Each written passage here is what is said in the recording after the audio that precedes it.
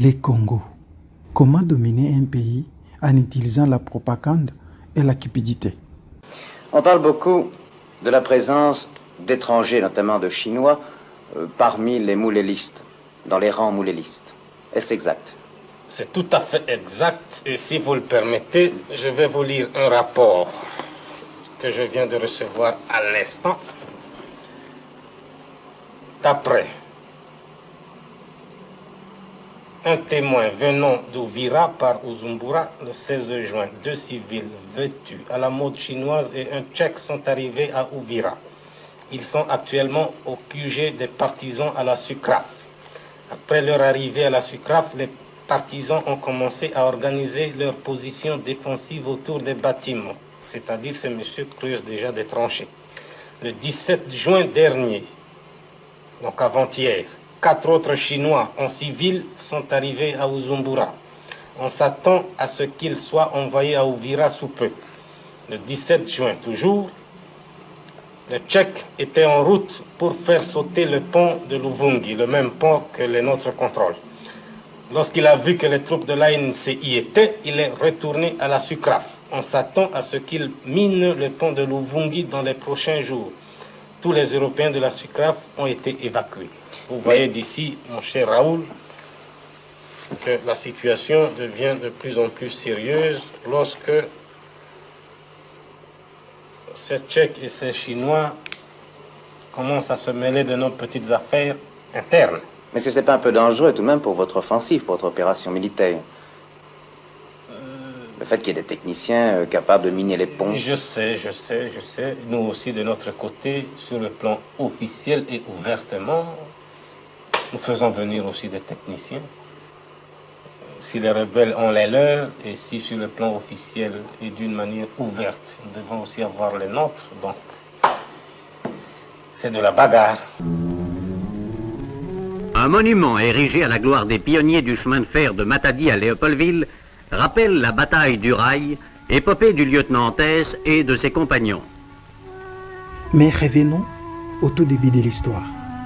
Pour la construction du chemin de fer Matadi-Léopoldville, Léopold II, malgré ses soi-disant 20 millions d'esclaves cherchant de la main-d'œuvre partout dans le monde.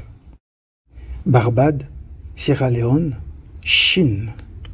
Peu de gens savent que le premier chemin de fer construit sur le continent européen était belge. Le premier chemin de fer construit au cœur de l'Afrique était l'œuvre de Léopold II au Congo.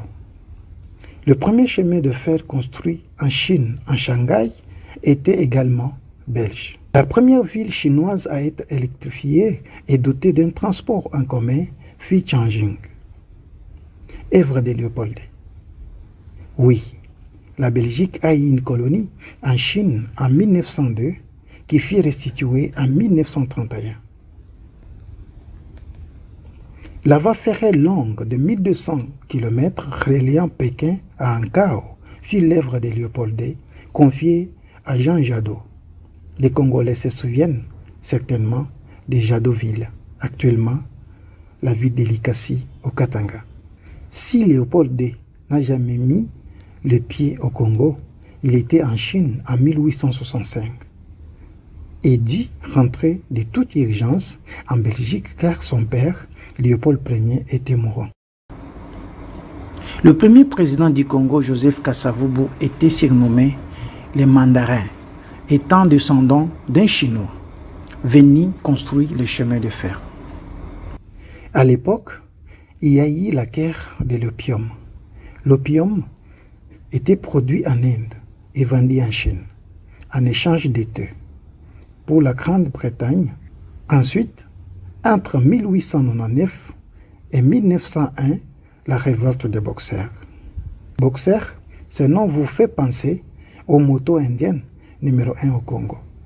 À l'époque de la Chine impériale, une révolte paysanne s'attaquant aux étrangers et aux missionnaires. 30 000 Chinois chrétiens seront tués par leurs propres frères. Les futurs rebelles congolais à l'indépendance seront formés en Chine, à la guérilla selon le mode opératoire des paysans chinois. communément appelés boxers. Utilisation de drogue, dawa, endoctrinement, croyances mystiques, invulnérabilité face aux balles de fusil. C'est lors de cette formation en Chine que le terme impérialiste sera utilisé au contexte en parlant de la démocratie occidentale. La Belgique étant un royaume, la France une république qui n'ont rien à voir avec la Chine impériale et la Russie impérialiste de l'époque, qui étaient les ennemis des boxers. À l'indépendance du Congo, période de la guerre froide entre l'Europe, les États-Unis et l'Union soviétique, y compris la Chine communiste, le moment était venu pour ces derniers d'essayer de s'implanter au Congo, à la place des Belges. Les voisins tanzaniens, à l'époque communiste, et les Burundi serviront de base arrière pour attaquer le Congo. Pour situer le décor, nous sommes en 1960, le roi des Belges, Baudouin, va vers ce qu'on appelait à l'époque le Congo belge pour offrir à ce pays son indépendance. Donc, il donne l'indépendance au Congo, il rentre chez lui, les troupes belges rentrent chez elles, aidées donc par les Américains, l'US Air Force embarque tout le monde, et puis les clés du pays sont données aux locaux. Dans les jours qui suivent, les coups de feu éclatent. Les gens commencent à s'entretuer, énormément de factions politiques et ethniques et raciales et tout ça se forme. Et voilà, ça se transforme véritablement en merdier. Les Blancs, donc qui sont d'origine belge, se ruent vers les aéroports avec leurs valises et leurs familles et tout ça, pour partir et commencent à quitter le pays. Et au fur et à mesure qu'ils partent, les infrastructures et les institutions commencent à s'écrouler.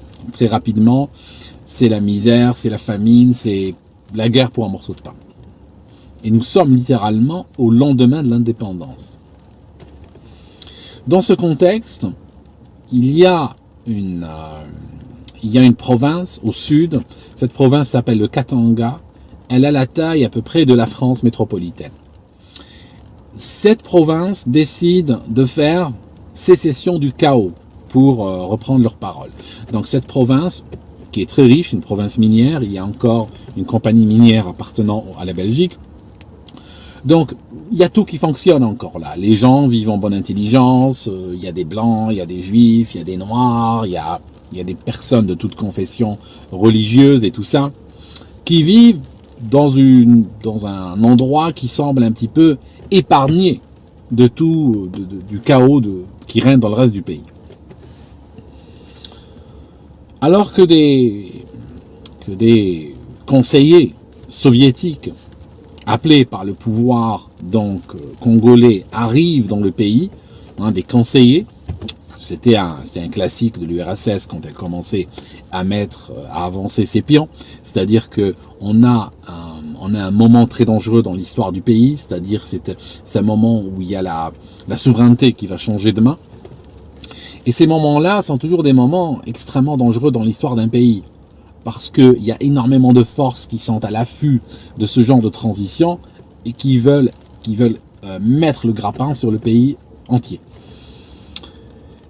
Les plans de l'URSS sont très compromis. Pourquoi? Parce que autant ils ont pied dans cette partie chaotique du pays, autant le Katanga leur échappe parce que le Katanga va déclarer son indépendance. Donc, la province sud du pays, qui est la province la plus riche, il y a dedans du cobalt, de l'uranium, du cuivre. L'uranium en particulier est très intéressant parce que nous sommes au début des années 60.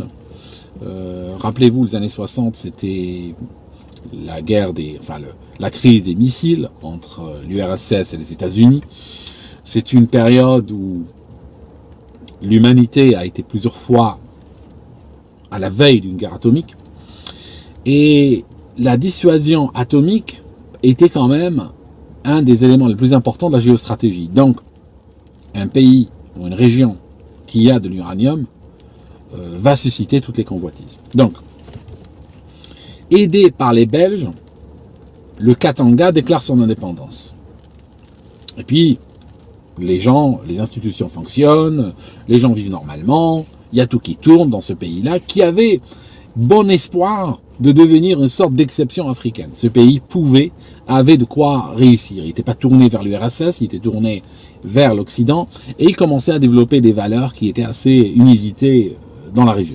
N'oubliez pas qu'à Kinshasa, monsieur qui est là-bas, il peut dire qu'il était inondé des affiches du Parti communiste. On disait bas le Congo, à bas le Congo aussi un président rempli. Il y avait des affiches de l'Union soviétique, il y avait des affiches de Nasser, tout ça, et tout était rempli d'affiches. Donc le pays était inondé. Dans les camps militaires, plein partout, chaque militaire avait des affiches. Et ça fait que c'était un matraquage, c'était vraiment agressif. C'était vraiment agressif, parce que une population qui n'a jamais fait la politique, c'est toujours une agression, des tracts, des affiches. Comme ça, évidemment, à ce moment-là, on était devenus otages. C'était une mauvaise direction dans laquelle M. Lumumba entraînait le pays. Il a été piégé, il a été traduit dans un piège diabolique, profiter de l'inexpérience de Lumumba, et il a dit Lumumba pour ne pas vous laisser faire des discours de roi. Je lis ça, c'était un discours pas trop colonialiste, trop paternaliste, vous devez réagir. C'est alors que Lumumba a rédigé son discours. Son discours a été rédigé par plusieurs personnes. Il y a plusieurs personnes qui ont rédigé le discours, mais il a pris plutôt il a choisi celui qui a été préparé par Madame Brouin. Madame Brouin. Madame Brouin, Lumumba est entouré des africanistes qui ont fait de lui comme un otage de tout.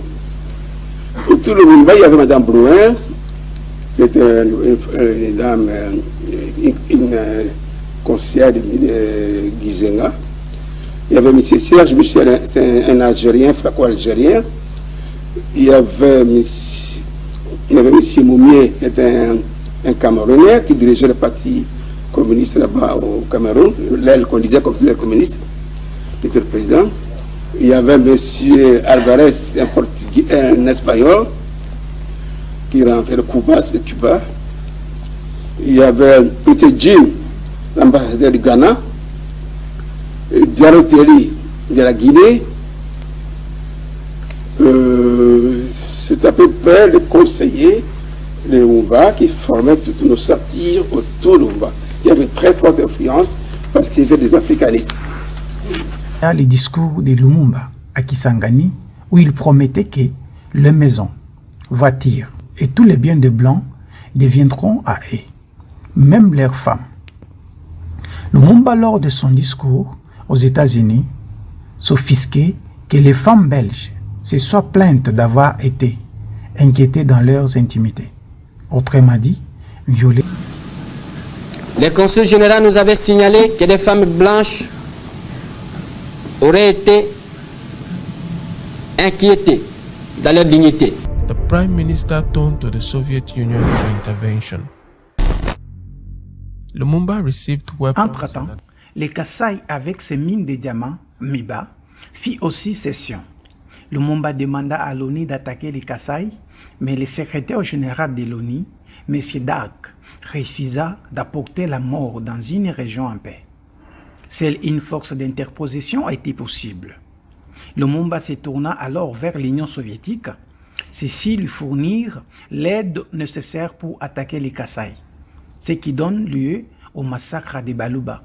C'est suite à ces massacres que Lumumba fut destitué. Following this, Congolese President Joseph Kasavubu decided to depose Lumumba and dissolve his administration. He appoints Senate President Joseph Ilio as Prime Minister. Est-ce que vous seriez prêt, malgré tout cela, dans le cadre d'une solution, à collaborer avec M. Lumumba? Oui. Il n'en est pas question. Lumumba ne peut pas prétendre avoir le monopole de diriger ce pays. Il ne peut pas prétendre être le plus capable et le plus apte pour diriger ce pays, et je crois que c'est plutôt le contraire qui est vrai. Oui. C'est un type qui, je m'excuse, n'est-ce pas, de l'expression, mais je suis bien obligé de l'employer. Il ment comme il respire, n'est-ce pas? Il ne recule devant aucun mensonge. Il n'est pas chef du gouvernement, il est revoqué, il reste revoqué. Lumumba est destitué et il ne réussira pas. Il y a beaucoup d'influences qui essayent de le remettre encore en selle, mais ils vont échouer lamentablement. Parce que nous, on n'est pas de la race à nous laisser faire. En tout cas, si jamais ils veulent replacer Lumumba dans son pouvoir, nous, les Baluba, on lui dressera une barrière telle qu'il sera obligé de massacrer jusqu'au dernier. Et je crois qu'alors le monde entier finira par se mouvoir et qu'on ne nous laissera pas mourir sans prendre notre défense. Mon colonel, qu'est-ce qui vous a amené à prendre la décision que vous avez prise? C'était pour éviter l'effusion du sang, parce que pour moi, le sang congolais, n'est-ce pas, est précieux. Et pour éviter, n'est-ce pas, le chaos. Parce que il fut un moment où, moralement, n'est-ce pas, je ne pouvais plus tenir le coup. J'avais d'ailleurs donné ma démission à M. Lumumba qui n'a pas accepté, et à M. Kasavubu qui a fait de même. Donc, les deux ne voulaient pas accepter ma démission. Alors, je ne savais pas en conscience prendre parti au nom de l'armée, ni pour l'un ni pour l'autre. Alors j'ai réuni tous mes officiers, sous-officiers, je leur ai posé la question, n'est-ce pas, le problème d'une façon brutale. Dans cette affaire, je suis d'ailleurs le seul élément modérateur, puisque tout le monde m'a poussé, n'est-ce pas, à tirer un coup d'état militaire. Et au lieu de le faire, n'est-ce pas, j'ai neutralisé les politiciens en leur donnant, n'est-ce pas, un délai, pour qu'ils puissent se mettre d'accord. Voilà. Antoine Gizenga's Free Republic of the Congo, centered in Stalinville, the government of Kasavubu and Mobutu, based... Lumumba n'aura finalement dirigé le Congo que pendant 2 mois et demi, période où le pays éclatera en 4 parties. Led by Albert Kelonji and based in the city of Bakwanga. C'est probablement ainsi qu'est mort Patrice Lumumba, ou tout au moins c'est ce qui lui est arrivé avant de mourir. Son pouvoir de fascination qui lui avait permis de transformer en lumumbiste tous les gardiens de prison du territoire de Léopoldville n'a pas joué au Katanga. Patrice Lumumba, premier ministre du Congo ex-belge, est mort donc officiellement quelque part en brousse comme l'affirme son acte de décès. Qu'y a-t-il de changé au Congo après cette mort? C'est ce que nous avons tenté d'éclaircir. En guise de raison funèbre, voici tout d'abord le jugement de l'homme de la rue du Katanga. Que pensez-vous de la mort de Patrice Lumumba? Lumumba est mort comme tout le monde. Hein. C'est un criminel. Ah, c'est une mauvaise chose. Presque tout le monde regrette. Hein. Pour la mort de Lumumba, moi, ça ne me fait rien. Parce que ce Lumumba-là, il a fait beaucoup de morts à Luabo, partout au Congo. Pour moi, je ne regrette pas. De la mort de Patrice Lumumba, je ne pense rien du tout. C'est un crapuleux de la première catégorie. Et j'ai retrouvé Manuel, ce manifestant anti-lumumbiste rencontré précédemment. Mais cette fois-ci, il n'a accepté de se laisser interviewer qu'à la condition de sortir de la ville. Il avait peur. Alors Manuel, oui. Vous êtes content maintenant? Oh, et pourtant je suis tellement content, pas mal. Hein? Je suis tellement content. Pourquoi vous êtes content? Parce que Lumumba est mort? Oui, c'est vraiment. C'est tout à fait comme je vous ai dit la fois passée, hein, de la télévision, que si cet homme n'est pas mort, alors là on ne se le prend un peu sérieusement. Comme il est mort, je suis tellement content. Oui. Vous me voyez rigoler même parce que je suis tellement content. Mais ça vous embête pas qu'il était assassiné comme ça? Oui, sûrement, comme il était assassiné comme ça, si c'était dans mon avis. Si c'était vers moi, je devrais même le manger. Hein? Si c'était chez moi, mais je devrais même la manger, comme on mange les chikwang. Hein? Qu'est-ce que vous croyez qu'il faut faire avec les lumumbistes? Avec les lumumbistes, si dans mon avis, si on les arrête, on peut les envoyer. Si j'étais à la place du chef de l'État ou si j'étais une autorité, mais je devrais le foutre tous à Bakwanga, alors on devrait le couper les oreilles. Et aujourd'hui on coupe l'oreille, demain on coupe les bras, le lendemain on coupe les jambes, on les laisse comme ça, de fin jusqu'à dès qu'il mourra. Alors on les prend, on les met comme des statues, des squelettes. À ce moment-là, il y a une pression formidable de la part du pouvoir donc, congolais pour ramener le Katanga dans le giron du pays. Ça intéressait aussi les soviétiques, parce que les soviétiques ne voulaient pas prendre que le Congo, sans prendre la partie la plus riche qui allait devenir indépendante et leur échapper.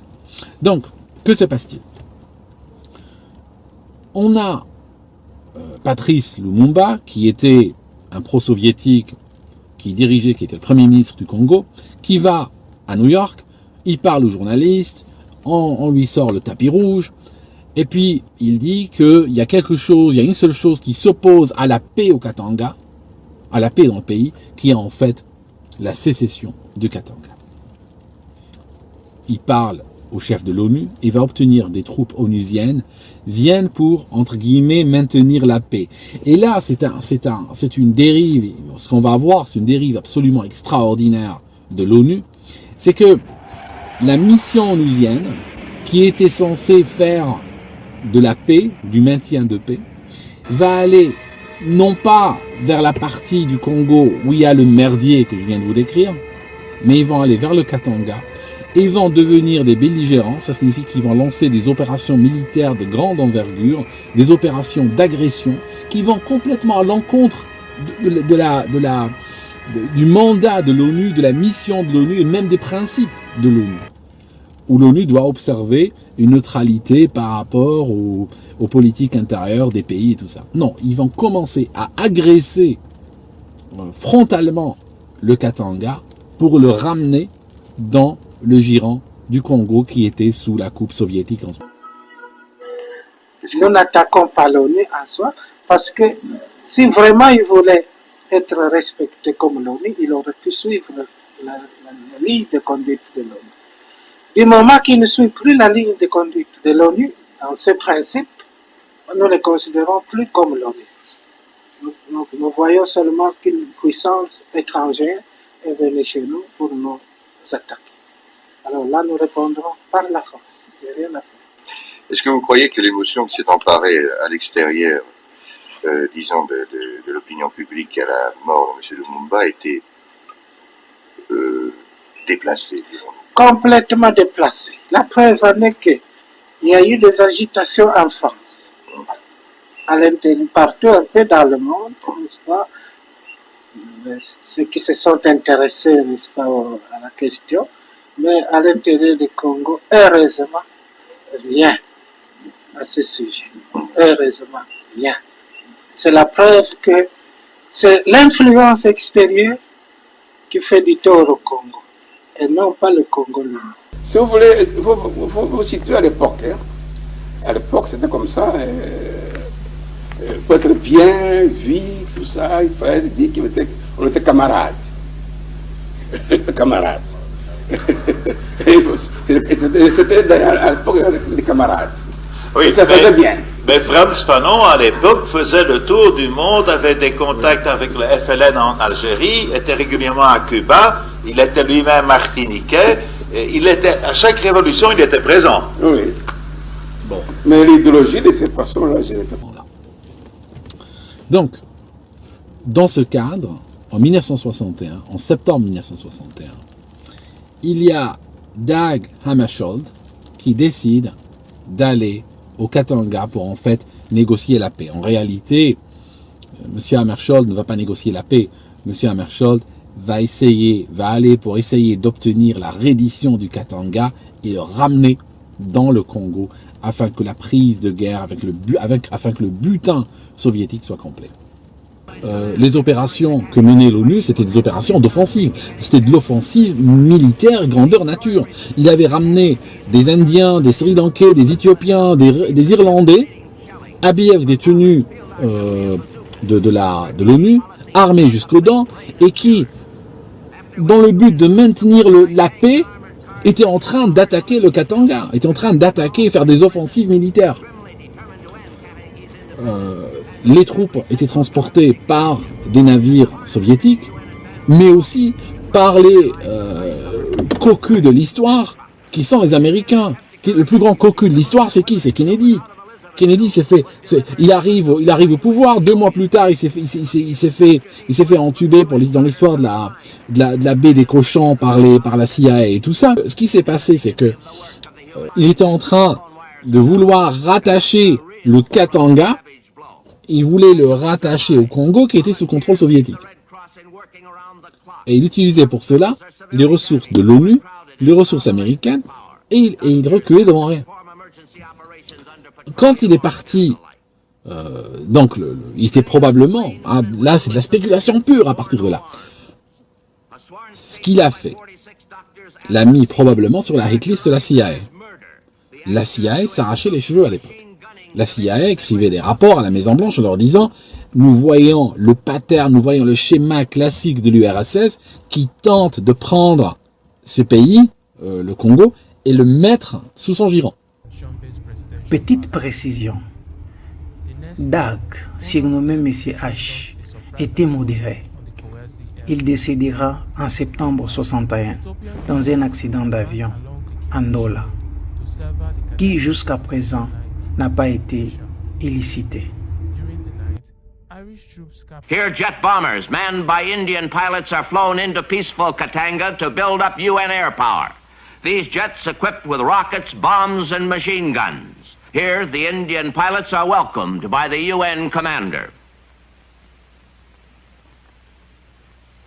And Tant assumed the role of the new Secretary General of the United Nations. C'est donc sous les commandements de son successeur asiatique, M. Yuton, que la guerre ONU-Katanga sera lancée avec des gros moyens, 20 000 hommes, avions de chasse, bombardiers et autres. Successfully secured the final Katangi stronghold in Kolwezi.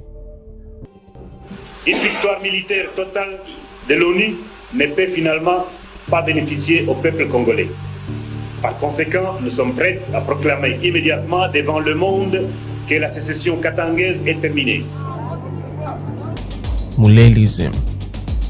As the fightings continued, several non-Congolese in the region began to flee the country.